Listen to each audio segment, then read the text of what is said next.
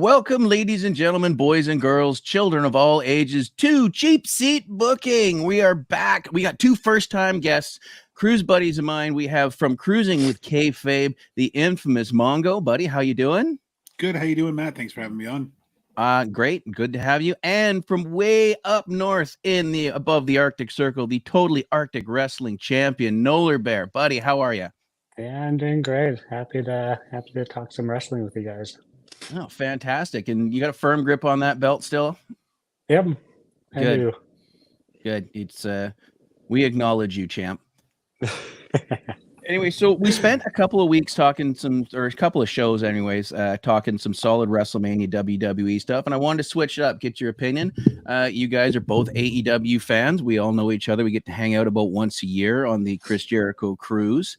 First off the bat, AEW and the tribalism is way out of whack, and it could just be the prolification of the internet, because I mean it was WCW versus WWE for a lot of years. There was a lot of conversation happening, but the internet really was just in its infancy. And these days you can't do anything online talking about wrestling without somebody jumping in there and complaining one company is dead and dying and throwing out stats and just basically being a complete tool on the internet about it. Describe AEW to me as you see it. Nolerbear?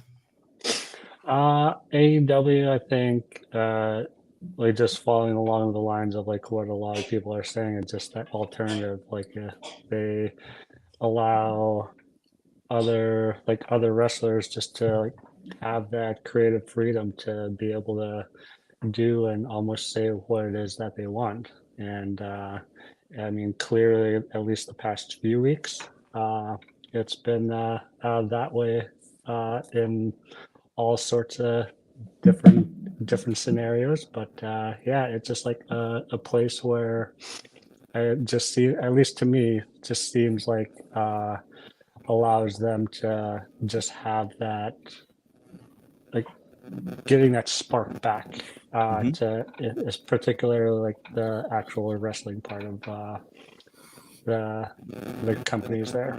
So at least that's what I'm seeing. Okay. Mongo, what describe it? Like, how do you see AEW? If you were to describe it to somebody that has just started watching wrestling, how do you do that? I kind of look at it as, when I see WWE, I see it as they are the storyteller. They are the actual TV show about wrestling. But when I see AEW, it's the show featuring more wrestling. It's the wrestling show. Mm-hmm. So one is, if you kind of want to just see the sport, if you want to see great matches, you watch AEW. If you want to watch the stories and the characters, the larger than life, like everything that wrestling is, it's WB. So I think that's where the tribalism comes in, is because people don't like that it's not the exact same way as WB. It's not the same format, same formula. And I think Nolerbear hit it perfectly. It's that alternative. It's a different take. I know it's cliche, but everyone says wrestling's a buffet. It's kind of like going to the buffet and seeing two different versions of a food. Mm-hmm. It's still made with chicken, but maybe this one is a saute and the other one is like an orange sauce. But you know, so I think that's what it is. It's just, it's different, and I think some people don't like different. Yeah, I like the way you said different there. Eric Bischoff is one of my favorite podcasts. I mean, he's a very polarizing figure when it comes to AEW, but he says you're either better than, worse than, or different than. And I think a lot of people are trying to make AEW sound either better than or worse than, depending on which part of the tribalism they're in. But in actuality, they're different than. When I talk about AEW, I kind of refer to it as a wrestling charcuterie board. You have little bits of everything. You have little bits of the Mexican style. You have little bits of the Japanese style, a little bits of the European style. You get little bits of the hardcore. You get little bits of the technical, and you get little bits of the storytelling. And, you know, the storytelling mostly lands on guys like Chris Jericho, John Moxley, guys that have come out of that long-term system in the WWE, that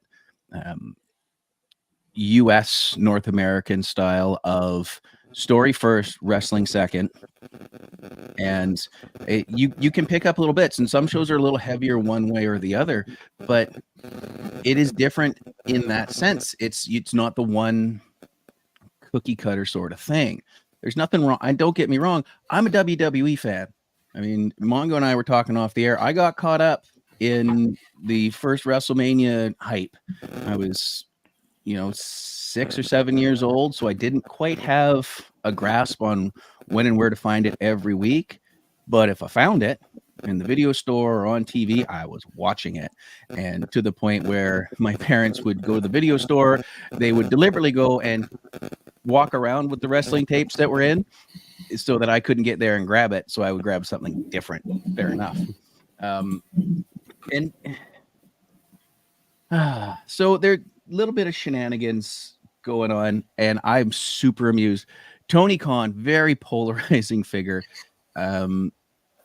Wow. There's some days he reminds me of Trump where somebody needs to just take his Twitter away from him. Yeah. Because he tends to stick his foot in his mouth and say something stupid. He did that was that at the media scrum, or was he doing an interview? He was on NFL Network, and yeah. they were asking him, and then it kind of just randomly came out, and I think he was giddy like a schoolgirl because I think he knew more information was coming out about something, so he wanted that gotcha, but like you said, he opens mouth, insert foot. Sometimes you're like, oh no, Tony, just right. And for those of you that don't know, he referred to AEW as Pepsi, which, okay, that's fine. WWE's Coke, he's Pepsi. Absolutely, that's fine. You go to a restaurant, you order a Coke, they go, it's no Coke, Pepsi. But then he referred to the WWE as, and this is we're Coke and the WWE is Harvey Weinstein. Yeah, I mean, I know Nick Khan someone found out and like put it all over social media that he used to work for Harvey Weinstein, and it's coming up in like the investigation that's going on. So I don't know if that was his little weird dig, but I think the issue is, and it's not as him as a person, but I mean, he grew up entitled. He grew up with money. He's never been anything around money, so he's that awkward, out of touch, like. No one's told him, don't say this, don't do that, because he probably hasn't heard no in his life. So when he went out there, he's like, I'm going to say this. And I personally, I'm like, it's true. You shouldn't say it. It's true. You shouldn't say it. They don't have the best reputation, but I think using that as a dunk is kind of cheesy. So I think I agree with both of you. Like, just shut up and wrestle. It's like the old, when you used to hear like the shut up and dribble, it's like shut up and just wrestle, just put on. Yeah. We don't want to hear you. Get an authority figure. Well, I mean, that was a Taker thing for a while in the early 2000s. Shut up and fight. And perfect. Noel, how do you feel about any of this? And you've been nodding along, so I don't think you're about to come out and defend that statement. But what's on your mind there? No, I mean, I don't have Twitter or X, so I mostly like what I see are just like the little blurbs and stuff like that come out on Instagram and Facebook. But I mean, I think like with going along the lines with Mongo, it's just like I mean, it's a guy in a position that has a lot of money, and like Mongo says, like he probably hasn't had anybody tell him no. So like just like trying to find that line where he can figure out what's appropriate to post and what's not appropriate to post. It just I mostly like that's just like my take out of it, because like I mean, like he's done like a great job the past 5 years with AEW. Him and everyone that's been there from the beginning and who's joined since then. It's just like gives us that other place where we can watch the thing that we love, the crazy thing that we love of wrestling. Yeah, I mean that's just it. He's given a lot of guys places to work. The AEW emergence seemed to cause a lot of panic in other companies. So a lot of guys that may not have gotten as big of an offer, the rumor and innuendo is those guys got a big time offer to stay. We do know for a fact, because it caused a lot of beef, and it had to be the Bucks and the Good Brothers were not on good terms for a while there, because the Good Brothers were supposed to show up in AEW right around the same time They got started a few weeks after, I believe. I'd have to go back and check that. But then they got a big offer, and the Good Brothers went, "Oh, that's a lot of money, buddy. I'm sorry." It would have nice to see them get a little more attention for the money. It would still nice to see them get. I love the Good Brothers. Everybody has seen when the show starts, the very last image on my opening is a quote from the big LG because it is perfect. It's all pro wrestling, you dickheads. Mhm. Like that's just reach for another piece on the charcuterie board if you don't like this one, right? Or go order a pizza. But Yeah. they gave a lot of people jobs. There's a lot of people that would still be struggling on the indies, or and I don't mean to dunk on them because it's been lull TNA for many years, but TNA just their reach has gone down. They're struggling. They're holding on. They've been around for almost 25 years now, so that's Mhm. great for them. I would like to see a bit more of a push. They seem to be getting the talent underneath them, but the TNA was They just struggling. get I in their own couldn't see. way. Yeah, I don't get to see TNA up here that often. It's been on Yeah. in their all their channel jumping. It hasn't been on over here regularly, and it's been off. I had the same problem with Ring of Honor before Tony bought it, and I don't think Ring of Honor even has a TV deal anywhere right now. I think they're just whatever Tony puts on his AEW branded shows in the internet. Um, so AEW's been a great thing for the industry. It has given guys like Moxley and Jericho a creative resurrection. Both those Mhm. guys were creatively stifled, and I don't say that as it seems to be. I say that as they've both said it repeatedly. Getting out of Yeah. that machine made them feel alive again. And in Jericho's case in particular, he has other things he can do. He doesn't have to wrestle. We're all Really. going to show up to the cruise because in far as I'm concerned, it's the next best thing a wrestling fan needs to do that isn't WrestleMania. It's a 4-day floating fan fest with an open bar, which can be problematic. As we are all well aware, I got a little too into the open bar last time and don't remember a good portion of night one. But I don't think anyone ever remembers night one. It's okay, Matt. honestly, my wife was on cruise one. It was the final night my wife had issues with, but there's always a night in there somebody goes completely haywire, and then they got to calm themselves down a little bit. There's nothing more fun than going through that Miami airport the morning of the cruise because everybody looks like death walking. It looks like a scene out of Walking Dead, and everybody in the airport that looks like that is wearing a wrestling t-shirt. Exactly. Including some of the talent. Because I mean that it's at that point you see a lot of talent in that airport right after you get off the boat. You just don't bother them that much unless they happen to be like, right next to you, and you chat with people in lineups because you're just bored standing in a lineup. But it's like, you know what? They just had 4 days of this shit. They don't need to be bothered. I think the closest I've come was after cruise 4. Mark Henry was right behind us in the security lineup, and he didn't have the best time because his foot was in a boot the entire time. He had a ankle or a foot injury, and the people I was with, I had to run and go pee, but I came back and the people I was with was helping him up, and he was helping him with his stuff because he wasn't getting a whole lot of help from the TSA guys because, well, I mean, that's not their job, and they probably have a mandate not to. But it just like, you know what? Other than that, just I hope you had a good time with us. I'm just going to be over here hungover waiting for a coffee. Right. Safe travels. I'm going to be in the corner dying. Yeah, exactly. I mean, and Mark was very, very kind. It was my friend Sarah and my daughters that were helping him out, and he was going to throw out his talent badge, and he instead gave it to Sarah and then autographed it for me. If I had a Sharpie, I'd autograph it. If I find one, can I bother you? He's like, yeah. And right before we all boarded the same flight, I'm like, I don't mean to bother you because it's like, can I? And so I have his autographed talent badge, which is, That's I think, my favorite highlight piece of memorabilia right now in my entire collection. Yeah, that's great. Now going back to TK and the NFL draft. He did do one thing that I loved. He wore the neck brace. He kept kayfabe alive, right? Like because he got beat up pretty bad. You could see it coming. It was telegraphed. Like they threw up the flare going, there's a beatdown coming. It was a pretty, I wouldn't say it's the most savage I've ever seen, but how do you guys feel about him doing the kayfabe thing, wearing the neck brace out, trying to draw eyes? What do you think? Do you want to go first, Nolerbear?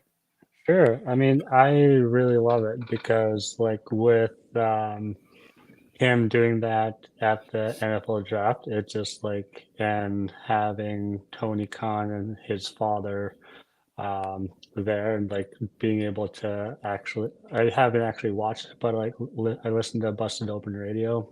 So like Thunder Rosa, Nick Nemeth, and Dave LaGreca were talking about it, just like this is stuff that brings more eyes into the company of AEW, because like if he's wearing a neck brace, people are going to ask what's going on there. And Tony Khan saying that what happened on Dynamite there it just shows how much he absolutely loves what he's doing. And for him to be able to do that, just start to draw more and more people towards like, what is AEW? What does that stand for? Mm-hmm. What is this wrestling thing? And why are you like an owner of multiple companies, or like why are you being involved with this? It just draws that attention into what he's trying to build up more and more Mm-hmm. as time goes on. No, I couldn't agree more. Like getting eyes on the product, it's huge for any company, and I think kind of goes to a point Matt said earlier. AEW pretty much is heavily scrutinized. You know, they have that Nickelback level hate right now, and is where it's cool to hate on them. You know, it's like everyone hates Nickelback, but the shows are always sold out. You know what I mean? Like, yeah, I am so glad because like Nickelback is from my area.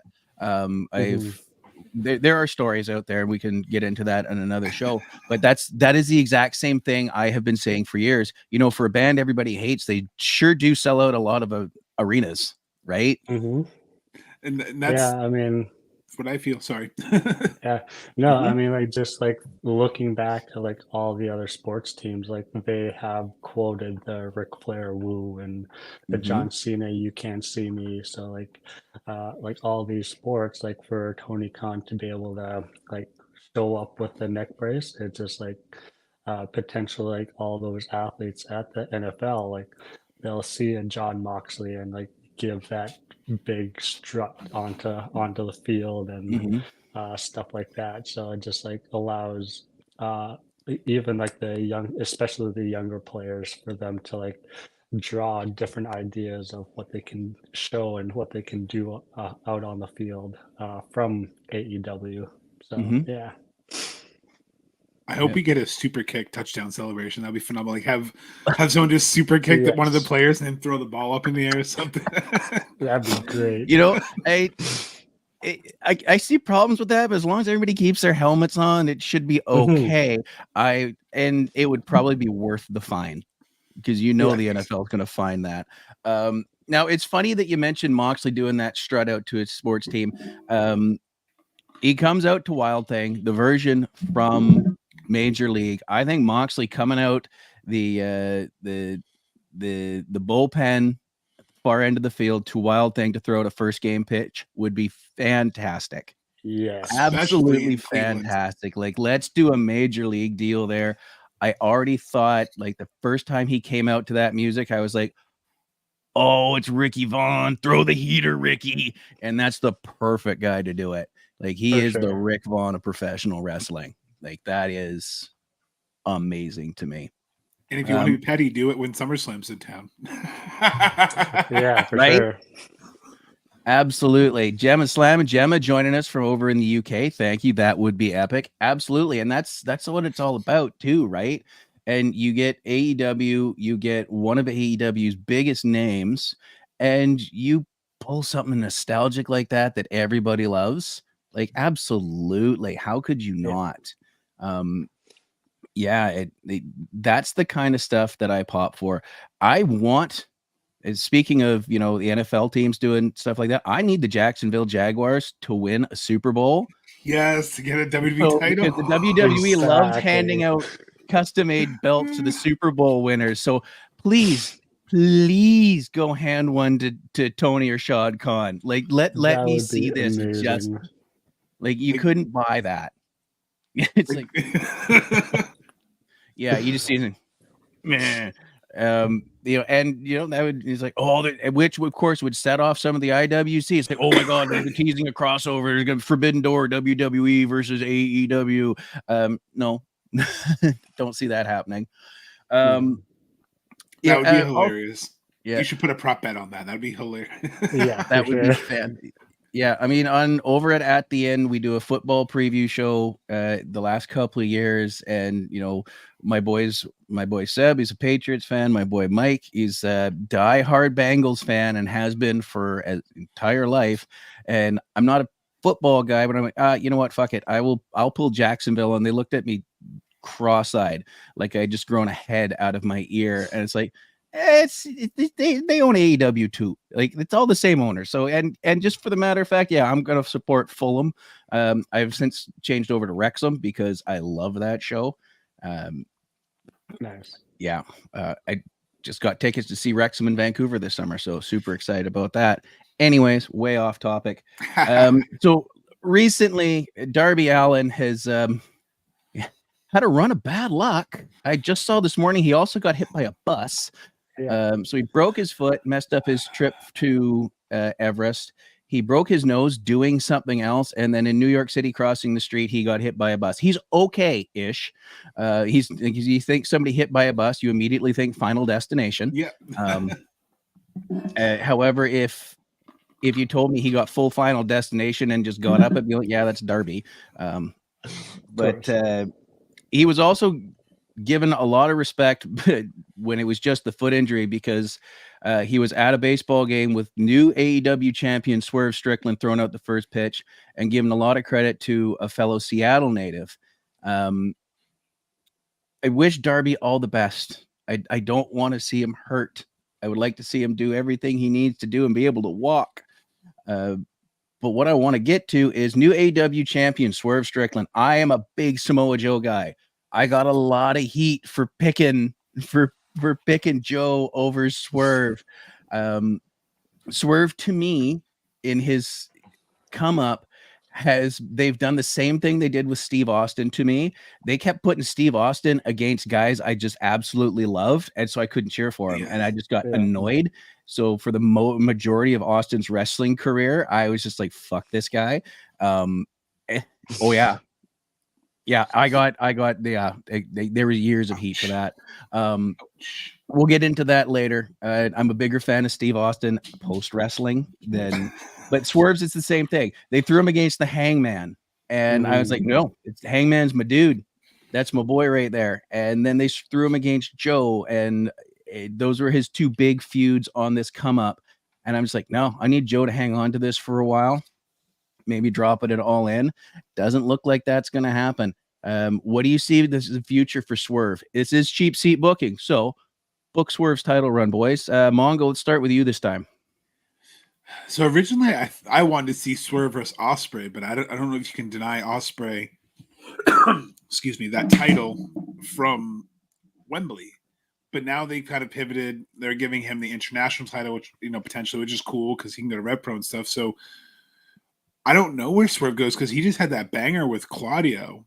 So, and they really haven't had a clear story. So is it going to be Hanger trying to get his revenge? So I guess that's where I'm going to go with Cheap Seat Book. I think maybe it's going to be Hangman getting his revenge as like his next challenger for Double or Nothing, because that way you get an AEW original versus Swerve. You can headline it. They already have shown they could do a death match. They've already shown they can work a triple threat. Why not do something? Why not have Hangman say, let's do an Iron Man match, or let's do a best 2 out of 3 falls? Like maybe something to show decisive, to give him that decisive victory over Hangman, or give Hangman that motivation. Like something's going to happen. And that's the only thing I can see is him potentially going against Hangman, because I originally thought Ospreay, but I think you could drag a feud like that out to Wembley, kind of reignite that. Or here's a little tinfoil Keith Lee. What if Keith Lee comes back and attacks Swerve? Mhm. I could see both of those. You've hit on a couple of things that are in my mind, but let's go over to Noel. So let's book this title run for him. What do you see? Yeah, I think like Mongo, you already stole mine with the Keith Lee there. Oh no. That was what I was gonna be thinking because we haven't seen him in a long time. Well, Really. we saw him at the WWE Hall of Fame. Yep, that's right. But I don't know. It's really hard because uh, like Swerve's run to the title, he's done a lot. And just like what Matt you were saying, and just like he's gone through all these guys to get to that, and obviously like that's what you want to do with like booking to get that shine on that person, such as Swerve, and I think yeah, I mean, like the most logical answer, at least right now, is like with that Hangman, um, Mhm. because like it just like solidifies that huge rivalry that has been going on Swerve's rise to get that title. Um, but I mean, who knows? I mean, like with AEW, it's kind of hard to. It's been hard for me to predict what they'll be doing. Yeah. I mean, AEW, it seems like the biggest flaw they have is they're going to give us our dream matches right away.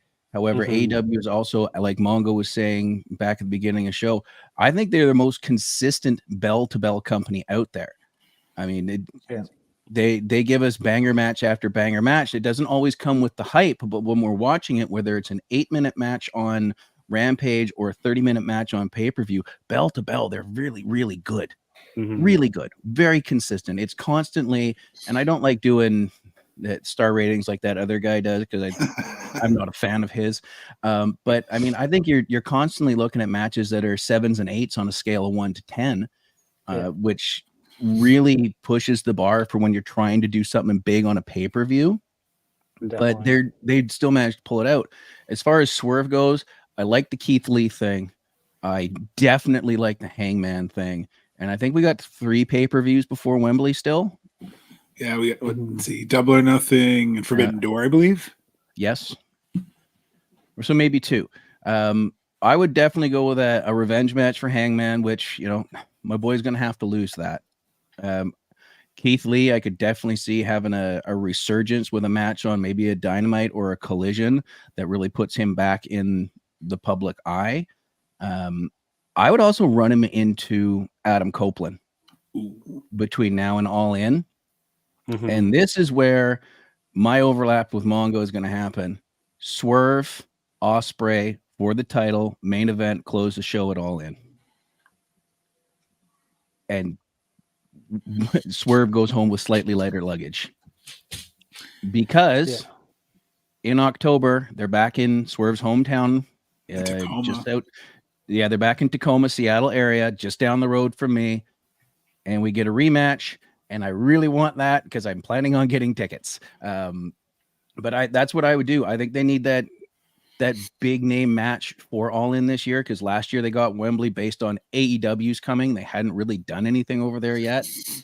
And it was just sold on the name. Nothing was announced. I think if you put Will, who is like sweet Jesus, there's been a lot of hype over the years on the best wrestlers in the world. I hadn't really seen much of Will until I did some deep dives when he was just That's getting my girl, on the Gemma. cruise. Yeah. And Gemma, I believe, has tickets for that or is planning on getting tickets for that. She's out there in England or in the UK herself. So And I will yeah, Venmo you absolutely. money if you can get me like a Wembley Osprey shirt. I will give you double whatever the shirt costs for your travels because I would need Nice. that in my life. You know what? If Gemma's willing to take orders, absolutely. I will not. Yeah, she does indeed have tickets, and I don't mean orders like do this now. I mean like we're ordering shirts through gemmatees.com at this point. Yeah, and Gemma is planning on coming back on the cruise next year as well. So I cannot wait to we we have a group chat with including Gemma, and she's just absolutely lovely. She gives us our weekly week countdown to the cruise. I think we're on 40. Yeah, so Gemma's down. I mean, we'll e-transfer. I bought a t-shirt off of Nolerbear. I just gave him cash in Florida. So I mean, it's good having friends all over the world for this, For right? sure. Like, And that's what wrestling did for us. yes, exactly. And this is where this podcast was born out of, because I ended up, doing the other podcast with my buddies and going, well, one's a part-time fan and kind of casual because he works at a pub and comes on TV. And so my influence in his life has always been, the more I'm around, the more he watches wrestling, which is awesome. And the other one just can't stand it. He tried watching with his kid Wrestlemania, but he was on a work trip, tried watching AEW. He saw the Copeland cage match from Toronto. And he's like, I can't with that. I'm like, ooh, that wouldn't be the match I would have given you, but it had some fun spots. The hockey fight the setup was a little longer than I like, but when I realized where they were going, I'm like, yeah, no, we need this in our lives. We absolutely need this in our lives. And how funny both hockey sweaters, they had a Boston one and they had a Toronto one, and they're both in the playoffs facing each other this year. Like, how prolific was that street fight that now those are the two teams literally fighting it out to go to the next round? Yep. So great. Absolutely. And it was beautiful. I mean, those two boys are, Christian in particular is having the run of his career. They weren't on my list to talk about, but let's talk about that. Christian. Edge coming back. He seems to have that creative resurgence again. He's one of those guys in the WWE. They were using him sparingly because, in WWE's credit, very worried about certain talent. I mean, they were worried about Daniel Bryan or Bryan Danielson. They were worried about Edge. So if you come back off these neck injuries, they want to take care of you. They do not want you going out there and getting yourself crippled for life. I mean, they've had those accidents in the past. So I like the caution, especially because Brian is on pay-per-view, he's going to get himself hurt, and that worries me. As a fan, I don't like death matches for that, especially when the Nick Gage style of I'm going to get the light tube out. Not a fan, but I don't want to see guys in the hospital afterwards, right? Like, I want to be able to. Everybody should go home. Hard day's work, bumps, bruises, little cuts, fine. Looking specifically at you, Darby,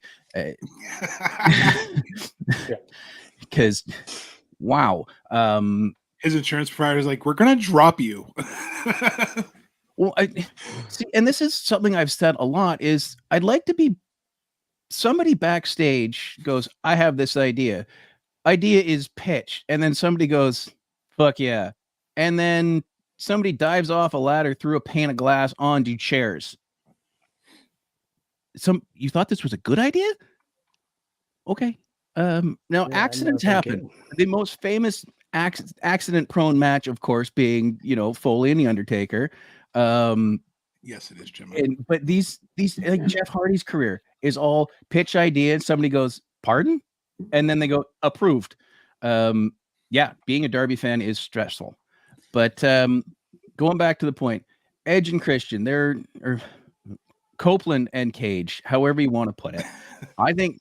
What do you guys think about this feud going on? How do you feel about both men's careers since joining AEW? Nolerbear. I absolutely loved it. I mean, like, having grown up watching Edge and Christian in the WWE, and like just seeing their feud really drew me back into AEW, because I mean, it really depends on my mood of like what type of wrestling I want to watch. Like, I do watch a lot of WWE and AEW, but to watch both, it's so much wrestling to try to catch up on. But I was definitely paying attention to Copeland and Cage because of that nostalgia, and just because of like the story that I know they can tell, and they delivered. And for them to be able to still be able to do what they're doing in the ring now, it's absolutely amazing. And just like really makes me want to dream up my own dream match of facing either one of them or even both of them down the line. And Well, I mean, you we'll already see. got in the ring with 1/3 of the brood, so Yep, why not? exactly. Why not? That's what I'm thinking too. That'd be absolutely amazing Wherever Yeah. that happens, you let us know. I'll be there.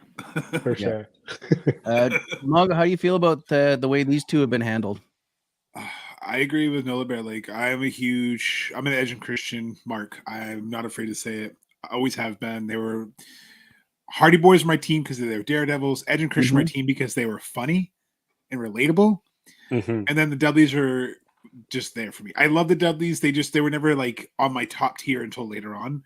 But I saw Edge and Christian, and when I saw they had to stand out because you basically have the hardcore and the deathifiers. So like, we're going to be the funny assholes. I'm like, yes. Mhm. So like the 5-second pose, all that stuff. I mean, Yeah. when I met them, I asked Adam. I was like, "Can we do the 5-second pose?" It was a paid meet and greet. I was like, "Can we do it?" He goes, "Absolutely. No one's asked me all damn day." So in Really? I had all three of us doing the 5-second pose. I would have And thought that the entire line had asked him. That's fantastic. Mhm. yeah, no one asked. And then as they were leaving, I saw him again to get that 8x10 sign. Like, did anyone ask you? He's like, "No, you were the only one all day." He's like, "These losers just wanted us to look good." I mean, he didn't say losers, but he basically is like, he wants to look. But Yeah. to go back without digressing too much, I love how AEW handles veterans. Like, no matter what anyone says, anyone who's come from another company that's like of legend status, like a Jericho or an Edge or a Christian or a Sting, I think they're treated perfectly so far. So far, knock on wood, because it's still only 5 years in. Yeah. When we had TNA around, unfortunately, you'd see the WWE wrestlers, some of them jump ship, and you'd be like, "What? What are you doing? Why? What are you doing?" And in WWE, they're a little ruthless. They'll kind of push people back when like, "Hey, we don't want you in the spotlight anymore." It's fine. It's how their stories go. No issues with it. But AEW's presenting it where he's not taking time away from the young veterans. Mhm. Christian's been putting over. He got Daniel Garcia over. He got, if you think of it, he's really working to get Nick Wayne into that heel. He helps Mhm. every feud Christian has. The other person's come out looking 10 times better, and that's what you want from the veterans. Yeah. His promo skills, like you both said, the nostalgia. I just think, and I know I popped mad a little bit. This going back to the Brood. I think we're getting a one night only Brood. I think the seeds have been planted because you have House of Blacks, who's a trios. You're going to have Edge and Christian have the enemy of my enemy thing going on here, and they're going to bring in David. They're going to have a version of the Brood. I think that's what we're leading towards. So I think that's, since we're going to do some cheap seat book, I think that's what they should book towards. After Malachi takes the title from Copeland, maybe that's kind of how they blow off that feud and then make the House of Black look like the monsters they are. Mm-hmm. I mean, I like that. I mean, the House of Black has that, because they're black, everything comes out, the lights go off all the time. So the lights go off, except this time it's the House of Black being surprised, and then the Ring of Fire pops up. Right. And I was in the building. For Adam's debut. And, for not to beat a dead horse on this one, because I'm sure if it's not the first time I've told the story on the show, it ain't going to be the last. It was one of those things where I didn't want to get my hopes up because the contract had just ended. Right. And we were on the other side of the country. He's a North Carolina based wrestler at this point. I don't want to get my hopes up for this. Don't it was buzzing. The internet was buzzing. The building was buzzing. It's Copeland. He's coming. He's going to be. I'm like, I'm not getting my hopes up for this. I'm not, because I'm going to be disappointed. I'm going to be mad, and I don't want to ruin, my shot at seeing an AEW pay-per-view at the time. They're in Vancouver in 2 weeks, so I'm super excited. It took them 5 years to get here, but I'll go down to Seattle and watch AEW. My wife likes going down to Seattle. She's not a big wrestling fan, but we take the weekend together, or the couple days in the middle of the week, we go. I didn't want to get hyped up for this. There was a point where I knew it was happening. And that point was when the world title match was in the middle of the card. Because I knew the only match that they would put on at the end at that point would be the 2 out of 3 falls match. And I just looked at my wife and I said, "Holy shit, he's here." She said, "Oh, who's here?" Like, "Edge is here." Just have your phone ready, because I video called the TDS group, the DEC. I'm like, "Guys, I'm just gonna throw the thing in this group chat. Just hop on the call." And I did, and everybody's watching it. The building went fucking nuts. They booked probably a bigger building than they needed to, but we can get into that argument down the road.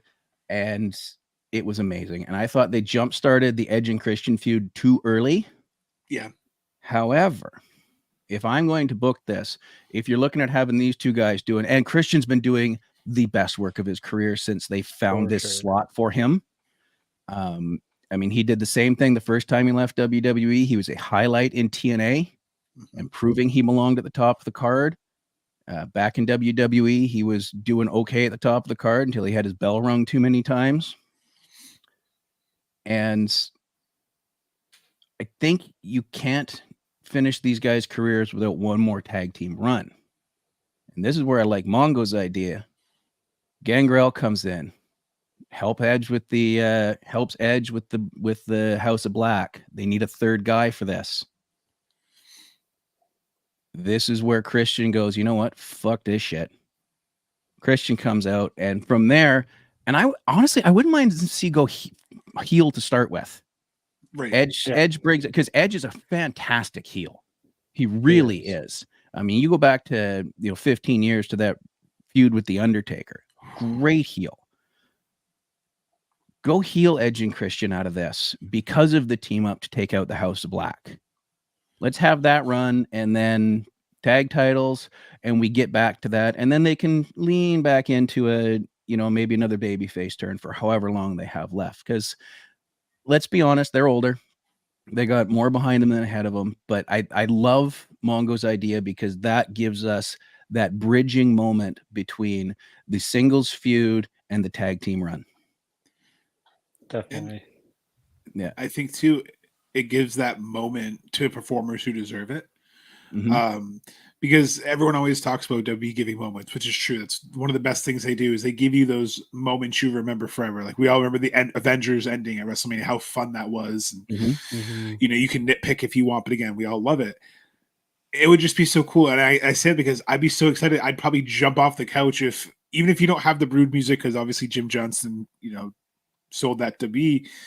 But like you said, even if you just had the aura of it, like you said, what if the lights go up, but they turn them out, but then they're covered in blood, and they're like, "What the hell?" Good.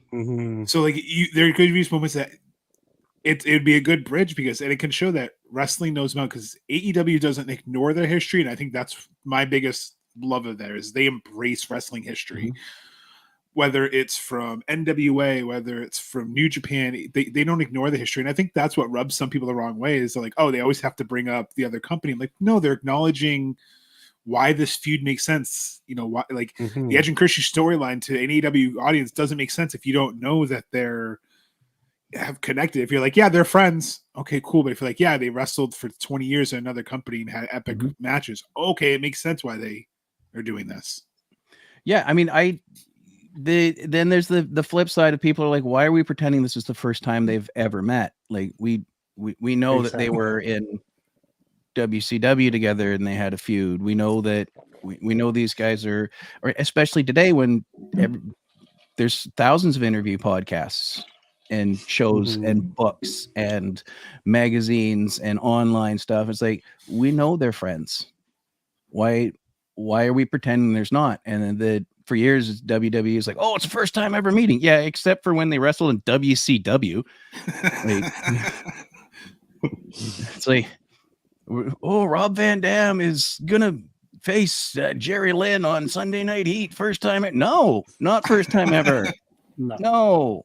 Noel, any comments on that whole thing? No, I would absolutely love to see it, especially like that with the cheap seat booking and just like that making up your dream match, especially like with the run that Julia Hart has had with the TBS Championship, like allowing her to be a part of this with the House of Black would be massive for not only her but like all for the people in the House of Black, and to be able to go up against Christian and Copeland and Gangrel, it's like to be able to have like two dark type of factions going at each other. And I really love the idea of the Brood being the heels, because I think it just like will elevate House of Black so much more, even higher than they are now, because all those guys in the House of Black are amazing wrestlers and amazing talent. Oh, yeah. And to be able to for them to be able to get that rub from the Brood, I think it's just like, especially towards the end of Cope and Cage's careers, I guess, like just to be able to bring back what the both of you had said is like coming towards the end of their careers of being in that tag team again. Mhm. I think it's just like the perfect send off for two incredible talents Yeah. from like when I started watching wrestling. Yeah, I mean, and let's Mongo mentioned something. They may not have the music rights. That's interesting because some music rights don't lie where they are. Hardcore Holly's old music used to pop up all the time on commercials for Spike TV. That's Yeah. wild. The Hardy Boys left with their music when they left WWE, and so Noel, you last January you were in the ring with Gangrel. If you saw him walking around on the boat, I mean, he didn't look like he was in the best shape, but he moved okay in the ring. I mean, Oh, yeah. I mean, you didn't seem to have any issues with it. He seemed to move okay. Kaz seemed to, I don't know how the in-ring stuff works, but it didn't look like he was struggling. However, he uses a version of the Brood music. It's the Brood music underlaid over some hip hop, Oh yes, I which is have heard that. Exactly. and it is a killer song. Which little segue next. So in 2 weeks on Cheap Seat Booking, I have a couple of musician wrestling fans coming on, and we're going to be discussing wrestling theme music. So join us for that. Again, this show is every other week. It is meant to fill a spot with another podcast, alternating back and forth, but they're having a little issue getting that one up and running. But in 2 weeks, we're talking about music. And here's an interesting comment from Jamal, and I agree. This is probably the fairest point. Julia has had the best character development in AEW for me. Yes. I mean, that's a big change from the cheerleader. I wasn't sure where they were going with that initially, because I'm like, okay, well, it's generic character, with Pillman Jr. and Griff Garrison. Pillman now off to NXT, and Julia broke off and was doing this. And yeah, I agree. Like 180 change, doing really well in the ring. But let's expand that as our last sort of touch note here today, as we're at a little over 45 minutes. The AEW women's division. I think it's missing one key element right now, which is Britt Baker. I don't know what's going on with her. And to be fair, unless Rampage and Collision take place in Canada, it doesn't end up on my DVR. It's just the way the TSN works up here. So I'm a little hit and miss on what goes on Rampage and Collision, because it takes me a lot more effort to get to it. And like Noel was saying earlier, between AEW and WWE, that's a lot of content every week. And I just don't have the time to get it all in there.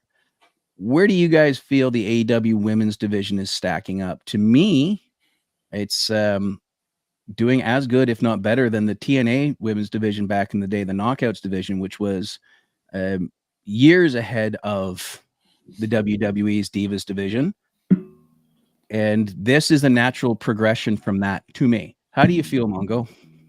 I feel that it's finally getting to a point where it can be taken seriously, because it was one of their biggest weaknesses for a very long time, where they would have a match. It wouldn't be like it was a short match, but that would be the only match you saw out of 5 hours of content. You saw a 5-minute match.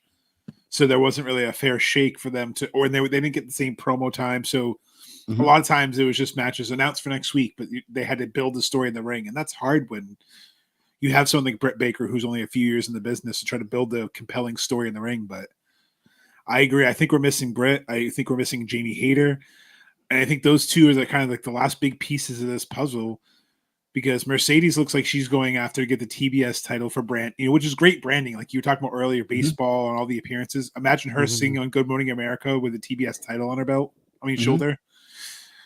I think having this division with the young talent like Julia and all them, and then having the veterans that are mixing in like a Mercedes really help, because now there's going to be eyes on it, and they've done well. And I think Britt Baker's just injured. I think she's been rehabbing, so I think she's going to be back soon. And she's going after Mercedes, because the last time she was on camera doing promos, she kept saying something about the boss, and she kept alluding to her. And that was when Mercedes was first in negotiations. So I'm wondering if they're playing the seeds. Like when she comes in, she's like, "I'm the best," and Britt Baker's going to be her first challenger. Like, this was my division. I built this division. You can be the CEO of whatever. And I think that's the feud to reintroduce Britt and get her back up to that mainstream. Yeah. And just a quick comment, not to cut Nolerbear off. We'll get to you in just a second.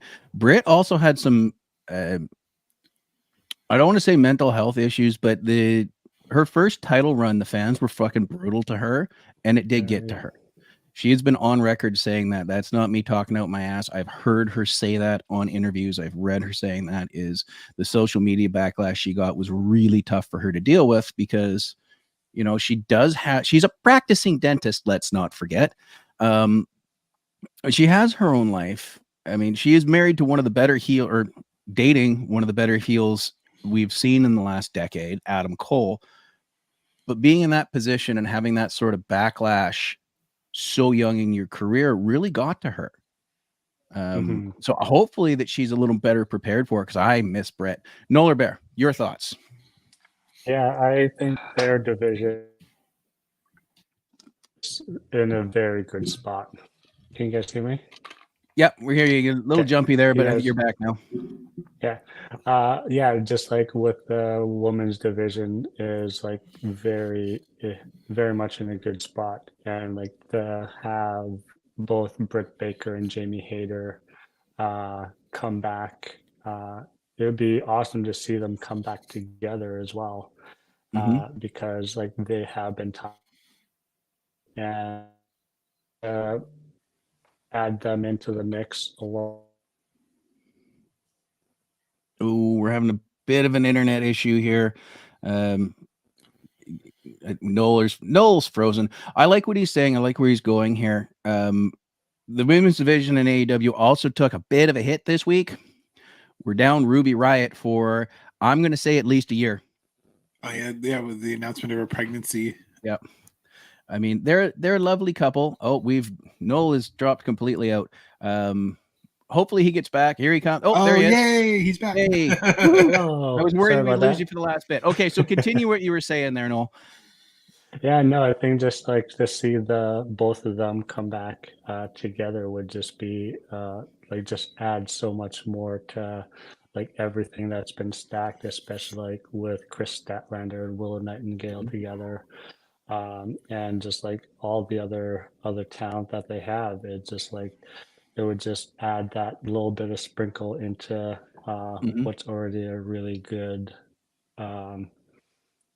spot for that division. And I agree with Mongo. I think just like giving them more time to tell those stories. I know Tony Storm has had a lot, which has been really, really good and very entertaining. So like to be Tony's able to had a breakout year. How many Tony Storm cosplays were on the cruise last year? So much. Yeah. So like to see more of that from the other women in that division would just like top everything else off of what AEW is doing, just because of like I know like they're not more of that storytelling mode with AEW, but especially just to give more screen time to the great talent that they have in the women's division would just elevate it so much more. Particularly like being able to bring in like more and more woman fans, because like I know I've watched wrestling beside my girlfriend, and she's recognized like Britt Baker, and she's not a wrestling fan, but cool. She's made the comment of like, yeah, I remember her. So like to be able to do that with all the talent that they have, just like to really solidify that that side of what AEW is trying to do. So yeah. I think AEW came in with a lot of hype for their singles competition. We had Jericho, we had a lot of guys out of Ring of Honor and New Japan. The tag team division came in with a lot of hype. We had SoCal Uncensored. We had the Young Bucks. Moxley joined pay-per-view 1. Pardon me. The women's division didn't start out very hot. I mean, we had Riho. I had no idea who she was. Everybody else had to be built. That division was built from the ground up. Yeah. And losing, Britt to injury and her. And I don't know. I don't remember if it was actually confirmed, but her issues with the social media backlash may have led to her needing the title removed from her. Eddie Guerrero had the same thing as a champion. It was he was so passionate about it. It was getting to him. He wasn't, I don't want to say either wasn't mentally prepared, but maybe ordered a steak that was a little too big. I think we've all been there. It's the old 96er from the Great Outdoors. He's like, what do you mean? I got to do the gristle too? And with having all these pieces and then getting the names of, we've established Britt Baker. So we now have Mercedes Moné coming in there. I'm not fully on board with her, but I'm willing to give her a chance to win my fandom back. Which is all you can do. I like to say that this character hasn't landed for me yet. This is not a different character than Sasha Banks. It's just I've been so detached from her from so long, and I'm seeing that thing where the big name comes in and everybody else is now pushed to the side. I like the fact that we're starting with Willow Nightingale. I'm becoming a big fan of Willow. I really dig what she brings to the table. I was just listening to her on Talk is Jericho. She's got this bubbly personality. I hope that this earns her a cruise, because I would like to see how she is, out in the world. She was on Cruise 4 with us. Was she on 4? Yeah, she was on 4 with us. Okay. I don't think I saw her. I don't think I ran into her the entire time. And that's the weird thing about that boat, is you think you're out at sea, you'll run into everybody. Nope. I didn't see Big Show unless he was in his tights last year. And how do you miss him? Yeah. Right? Like I wasn't in the right place at the right time for some of these people. And that's the weird thing about it, is it's like, oh, you must run into everybody. Nope. Doesn't happen. I think I saw her more like always going to places, and she was with Ricky a lot, so I didn't want to like bother her and Ricky. But when I did run into her in the atrium, I just told her, I was like, I just love that you put out the energy and like everyone gives you back the energy, because I told her, I'm like, if you're a fan and you're watching your match, you can't be in a bad mood. Yeah. And I'm like, and I like that you bring that feeling back. And she goes, oh, thank you. You're sweet. I try. Anyway, got a jet. And you're just like, whoa, it's real. Like it's not, it's not turned on. that's her. And that's really great. Fun because seeing her on the boat, and like every time I saw her, I'd just like give her a big smile and wave. And like, I think she always had such a big crowd around her, like answering questions or signing stuff. But it was like a really fun. It's always fun on the boat to be able to have those interactions, and like to be recognized by those people is amazing for sure. Yeah, absolutely. I mean, Luther called me over to talk a couple of times. He's like, "Oh man," he's like, "Oh, cool, yeah, from Vancouver." I'm like, "Oh my god, yes, you remember me." I mean, our buddy Dez had a thing with Abaddon that drove him his drunk ass to tears. Which, fair enough, because Abaddon is a fan of Dez, and that really got him, and that meant a lot. But the Atrium's a great place to meet the talent. Jamal here, she was on 4, absolute sweetheart. See, and that's the thing, is I missed it. The Atrium after Guardian shows is a great place to meet the talent. On Cruise 2, one of the first people we ran into, my kids had never been on a big family trip like this. They were all much younger. So I was showing them the Spinnaker Lounge, and MJF was in there hiding from people. I'm probably the only person he didn't specifically be a dick to. He just sort of rolled his eyes at me when I said, love what you've been doing, keep it up. But we turned around, there's Victoria and Vicky Guerrero and Sammy and a bunch of dudes, and they took photos. And Victoria, Lisa Marie in particular, was or I just read a comment. Are you sure those Des tears wasn't from Wardlow? Yes. I'll 100% Des probably cried for Wardlow as well. I don't want to throw him under the bus, but I know what a big fan he is. But no, it was 100% that Abaddon recognized him from Dez's social media and Dez's endeavors as an entertainer and a wrestler and a comedian. So, but yeah, solid point, Jamal. Thank you for that. Anyways, back to my story. Lisa Marie, Victoria, they all took time to sit and chat with us for a while because we're still in port. And she was asking my oldest daughter, where did you get your eyebrows done? And my oldest daughter goes, I did them myself in the hotel this morning. Anytime we ran into her, it was, hi, eyebrows, Dad. And she had a really rough year. The goal for her was to get her on the cruise so she could meet Fluffy. We did, in fact, run into Gabriel before the Jake Roberts show, but honest to God, it was that interaction with Victoria being just the sweet, lovely person she is, really made the cruise for her, was probably a bigger moment. And that definitely sounds like what Willow has done for a lot of people, just for being Willow. I look forward to seeing, I'm glad she's got the title. I'm glad she has this high profile thing coming into her. I'm looking forward to seeing what comes from Julia, because Julia's been doing so much. Sky Blue right behind her.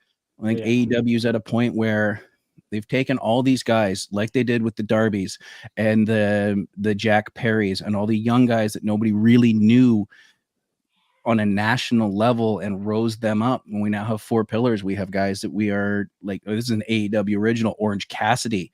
And that's what the women's division is finally getting to me. I don't know if that's too far off base for anybody there. What do you guys think? I think what they're doing with the connecting the New Japan story to make it like, I don't want any excuses for this title run. I want you at 100%. Like I want to prove myself to you. Like, you think you're coming in here the best of the best. I like that they're giving Willow the shield of AEW. Like, we're shielding AEW from you, not to have a hanger called back, but like we're getting you, we're not having your personality. Like, you don't own this.